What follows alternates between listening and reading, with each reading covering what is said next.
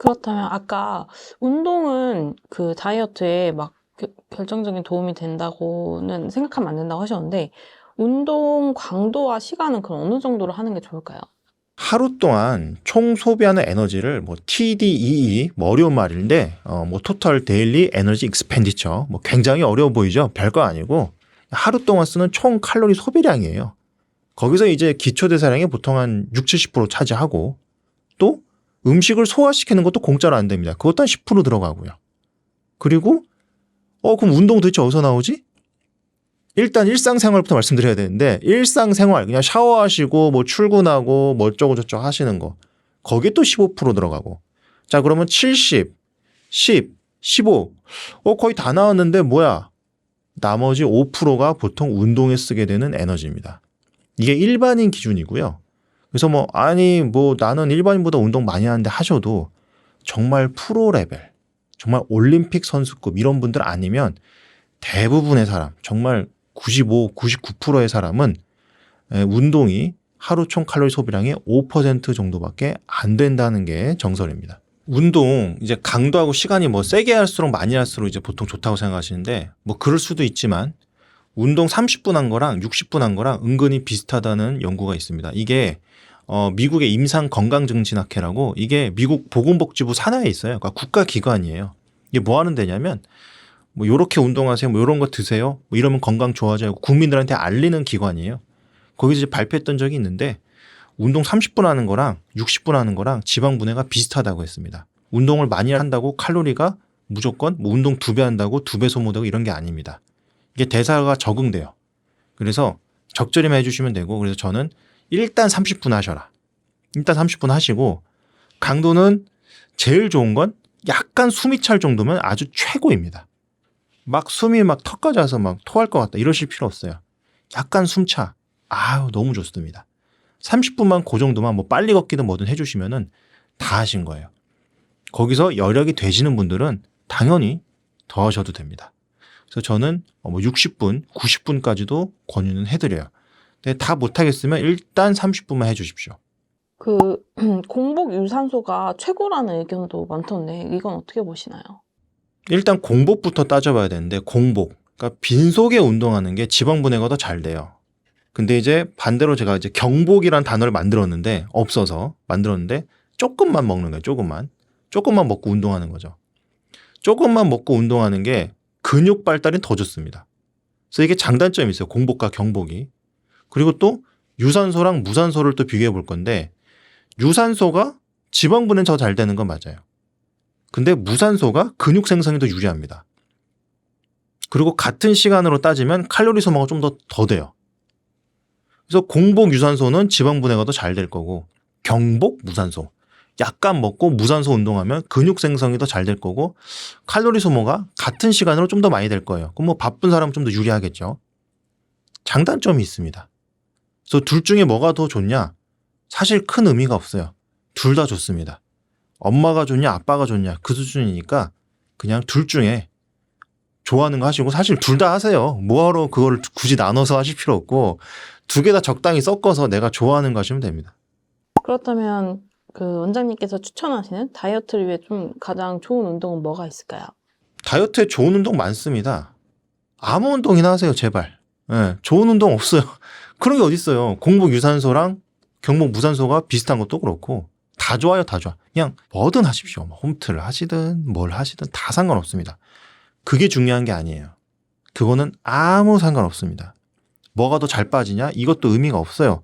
애초에 운동 목적 제가 말씀드렸지만 칼로리 소모가 아닙니다. 운동 목적은 칼로리 소모가 아니고 근손실 방지, 건강 유지, 정체기 극복, 요요 방지, 우울감 없애는 거예요. 그래서 이 5개가 목적이기 때문에 그 운동을 어떻게 해야 되냐? 오히려 더 중요한 기준이 있습니다. 딱 한 가지만 봐주세요. 딱 한 가지. only one.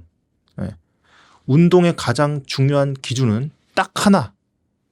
계속 오랫동안 할 수 있는 운동이면 됩니다. 다 필요 없습니다. 그게 가장 중요합니다. 여러분이 그만두지 않는 그 운동 하시면 됩니다. 그러면 무슨 운동 뭘 하셔도 상관없어요. 제발 그걸 해주시기 바랍니다. 그런데 오랫동안 할 수 있는 운동이 제가 환자분들 정말 많이 보다 보니까 막 수만 명을 보다 보니까 깨달은 게 있어요. 세 가지를 하면은 보통 운동 오래 하시더라고요. 이 세 가지 보면은. 첫 번째는요. 무조건 재밌어야 됩니다. 재미없는 운동은 정말 못 하시더라고요. 예를 들어서 뭐 여성분들이 보통은 이 웨이트 이거를 좋아하진 않으세요. 이 쇠질이 재미가 없나 봐요. 근데 남자는 또 이걸 되게 재밌어 하더라고요. 보통. 완전 다릅니다. 그래서 그냥 재미있는 운동 하십시오. 본인이 재밌는 거. 두 번째, 집에서 가까워야 됩니다. 이거 굉장히 중요합니다. 아유, 말도 안 되는 소리 하고 있네. 뭐 몇 칼로리 소모되는지나 말해주지. 다 소용없어요. 어차피 몇 칼로리 소모되든 안 하면 소용없거든요. 집에서 멀면요. 안 가요. 안 갑니다. 근데 집에서 가까우면 일단 나와요. 저 같은 경우는 그 아파트 헬스장이 있어서 그냥 거기서 하거든요. 집에서 나와서 한 몇 걸음이지? 한 30걸음인 것 같아요. 가는데 정확히 2분도 소요가 안 됩니다. 그러니까 갈 수밖에 없어요. 네, 그냥 가요. 너무 가까우니까. 아니면 가끔 이제 직장에서 가까워서 끝나자마자 가는 경우. 근데 저는 직장보다는 집을 말씀드리는 게 직장은 출근하는 날만 또 가야 되니까 또 주말엔 안 가시더라고요. 그래서 저는 집에서 가까운 거. 세 번째가 이 비용입니다. 비용에 돈만 들어가는 건 아니에요.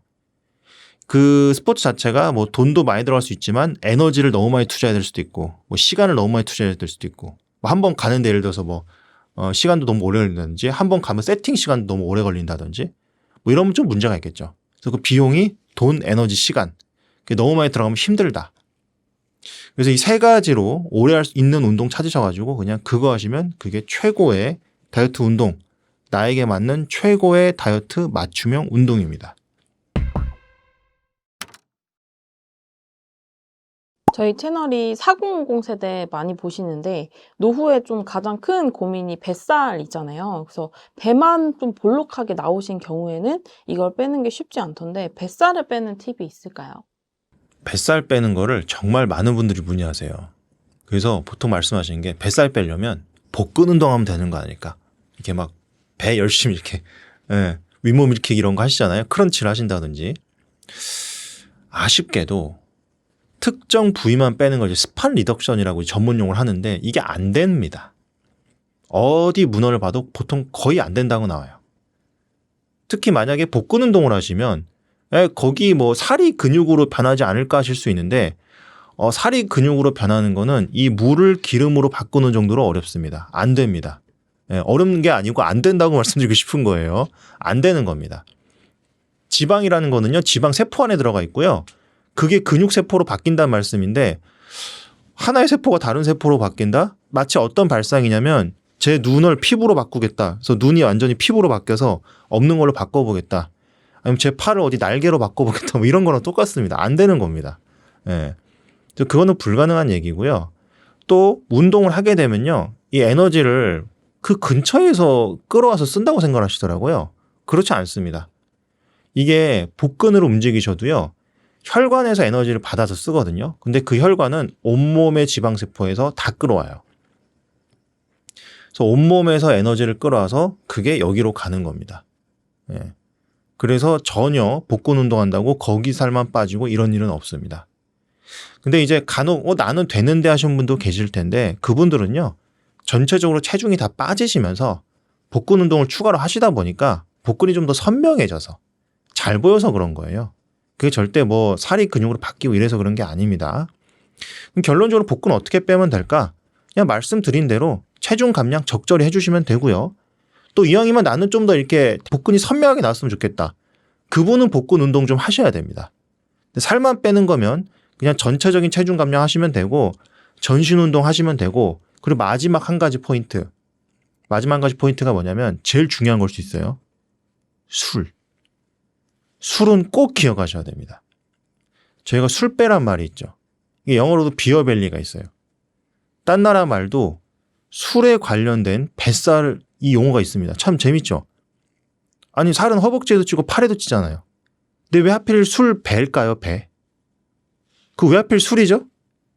아니 마라탕도 드셨고 떡도 드셨고 햄버거 드셨잖아요. 그럼 햄버거 배, 피자 배는 왜 없어요? 밥배 없죠? 밥배? 네, 탄수화물 무서워하실 텐데. 이게 술이 내장 지방이 엄청 잘 찝니다.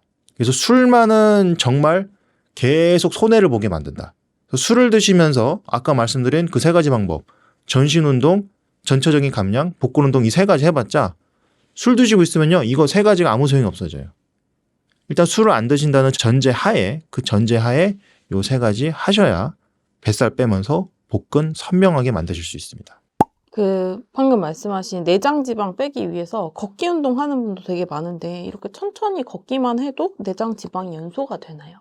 보통 이제 운동을 하실 때 생각을 하시는 게 운동 열심히 해야지 뭐 살이 잘 빠지겠지 하실 수 있는데 그냥 말씀드리자면 식후에 30분 산책 이 세 가지만 하셔도 분명히 도움은 됩니다. 연구들도 굉장히 많은데 뭐 30분 운동한 거랑 60분 운동한 거랑 거의 비슷하다는 연구도 있고요.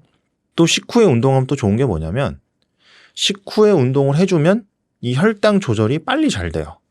그래서 혈당으로 인해서 인슐린 분비가 활성화되고 지방합성이 활성화되고 요 기전 자체가 좀 막힙니다. 그러니까 상당히 도움이 되는 거죠.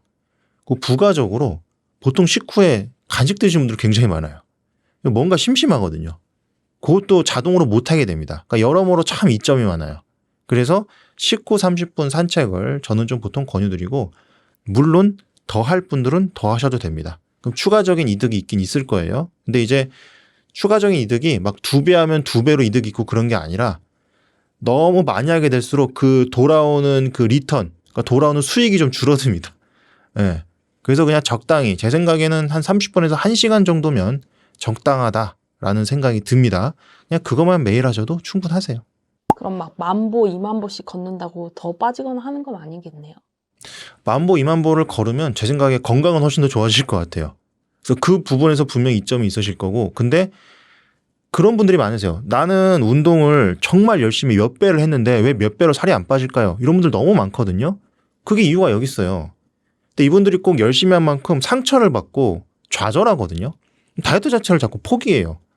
그 생각 자체가 잘못됐다고 자꾸 말씀을 드리고 싶은 거예요. 그거는 그냥 건강을 위해서 하시고 그만큼 살이 무조건 더 잘 빠질 거라는 생각은 버려주시는 게 좋습니다.